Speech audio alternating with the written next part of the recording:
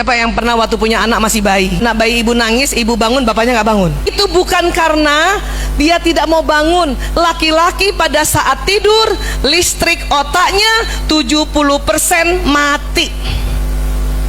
Kalau perempuan saat tidur 90% listrik otaknya nyala. Makanya ibu-ibu tidur pun ibu dengar anak nangis, ibu dengar suami ngorok, ibu dengar ada yang ketok pintu. Itulah tidurnya perempuan. Banyak perempuan-perempuan bilang sama saya, Bu Aisyah, saya nggak bisa tidur, saya kurang tidur. Kenapa Bu? Setiap saya tidur tuh nggak lelap gitu, selalu dengar. Begitulah perempuan tidur. Allah ciptakan untuk mendengarkan apa yang terjadi sekeliling.